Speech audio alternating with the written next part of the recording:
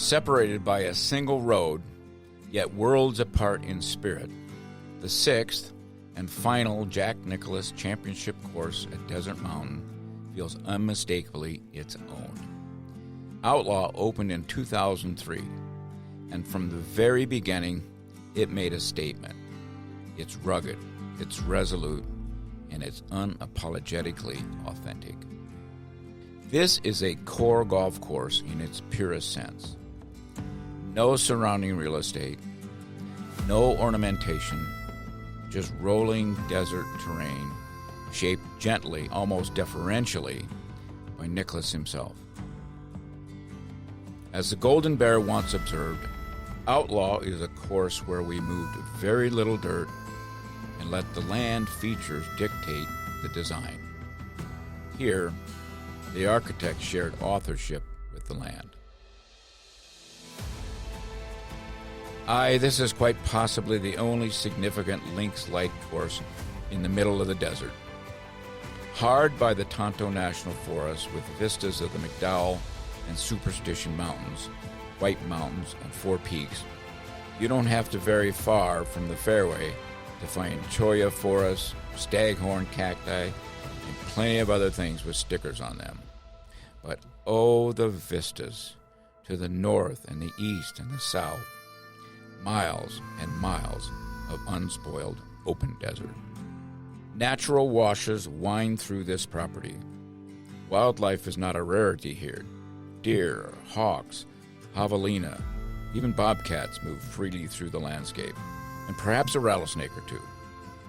Outlaw is defined as much by what it omits as by what it includes.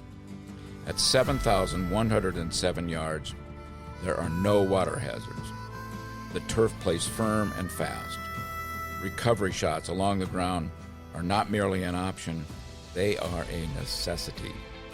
Elevated, undulated greens shed anything imprecise, while 126 bunkers and subtle slopes gather golf balls in unexpected places. On this course, the bounce of the ball is always part of the conversation. For more than 20 years, Outlaw has proven its competitive mettle, hosting the Arizona State Amateur, the Southwest Amateur, the Arizona Open, and the Desert Mountain Intercollegiate. In 2026, it will once again challenge the game's elite when it co-hosts the stroke play portion of the U.S. Amateur 4-Ball Championship. Welcome to every hole at Desert Mountain's Outlaw Course. The opening hole provides a gentle introduction by Outlaw standards. The only tee shot on the course untouched by fairway bunkers. 2 levels of fairway await. The upper one offers a clear look at the green, while the swale on the lower right supplies a better angle, albeit a much more uphill shot. The green itself tilts from right to left, and shots that venture too far will tumble into a deep collection area on the back right. It's not the Valley of Sin, but awfully close. The wise play is often to the front portion of the putting surface. The second is a par 5, rich with options and elevation changes.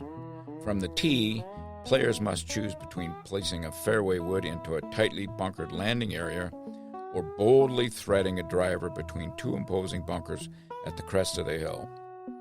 Find that narrow window at about 275 yards, and gravity does the rest, sending the ball tumbling into a valley some 50 or 60 yards further, and bringing the green within reach on the second shot. The third shot, if needed, is played to the highest point on any Desert Mountain course, a green perched at 3,450 feet. Hidden bunkers guard the right side of the fairway, and the narrow green rejects shots sharply in both directions. From the elevated tee at the third, the view momentarily steals your attention. Then comes the real work.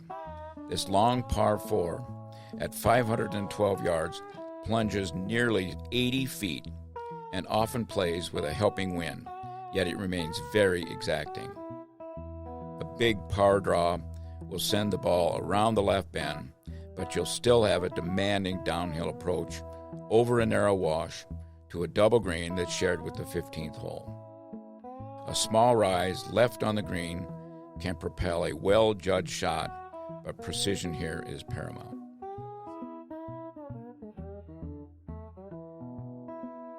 The fourth is as striking as it is stern. Framed by a large mountain behind the green, this downhill par 3 carries over a valley and a desert wash to a green tucked into the hillside. 2 really deep bunkers guard the front and the right, making the left front portion of the green the safest place to go. At 5, Outlaw unveils the first of its tantalizing short par 4s. Favor the left side of the fairway to avoid 3 bunkers to the right. The approach then climbs slightly to a compact green split by a subtle ridge. A deceptive bunker short of the green claims many hopeful shots, though a slope long left can serve as a useful ally. The 6th, a par 3, plays slightly uphill and offers a quiet illusion. The green, shared with the 8th hole, appears small, but actually stretches generously along a right front to left back diagonal. The bunker on the left ought to be out of play, but somehow it seems to snare lots of shots to that go-to left pin.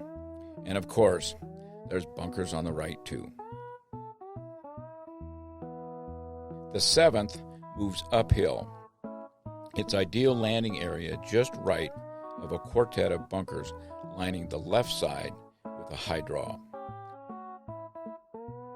The approach crosses native desert to a large tiered green, subtly guarded by a lone bunker set close enough to visually suggest it touches the putting surface, but it's actually several yards away. Turning downhill, the 8th presents choices from the tee. Players may lay back short of those cross bunkers or challenge the right side for a much clearer run. A blind bunker lurks 30 yards short of the green, while a slope behind the putting surface can be cleverly used to feed the ball back towards the hole. The 9th climbs gently and tempts the stronger player to see this as a reachable par 5. Bunkers guard both the drive and the second shot, but the most infamous one sits squarely in the center of the fairway, just 25 yards short of the green. Wide-mouthed, steep-lipped, and awkward for every club. And the shallow green can be attacked. The 10th measures just 338 yards, yet it ranks among Outlaw's toughest holes. The landing area is partially hidden and flanked by bunkers, but the farther right and the farther you drive, the better the angle is going to be. Power players can take aim at the green, though the smallest putting surface on the course punishes even slight misses with cavernous bunkers and deep collection areas. And the further to the left the pin is, the more crowned the putting surface. Be real careful here. The 11th continues the short par 4 theme, climbing uphill through a maze of 14 bunkers. A narrow ribbon of fairway winds between pot bunkers, leading to a broad green broken into distinct sections. Only a precise approach yields a genuine birdie chance. At the downhill 12th, a lone bunker sits well short and left, playing tricks on depth perception. The green is framed by natural hillsides, relatively benign, unless, of course, you miss short right, where a deep collection area awaits. Few holes are more photogenic than the 13th. This sweeping par 5 plunges 616 yards downhill, framed by towering peaks. Decisions begin at the tee. Lay back short of those bunkers or challenge a narrow opening for added distance. Big hitters who clear the right center bunkers are rewarded with a slope that propels the ball forward. The approach benefits from aiming left of two deceptive bunkers short of the green, where a welcoming kick slope can guide the ball home. The 14th offers one last flirtation with eagle on a par 4. With a favorable wind, the green is reachable. Players may skirt the right of 3 pot bunkers or challenge them directly to the left side of the green. The expansive green wraps around a massive depression in the middle right side. Occasionally, the pin is down there, but you won't see that during the tournament. Just saying, don't get in there. There is nothing good that happens if you are in this depression.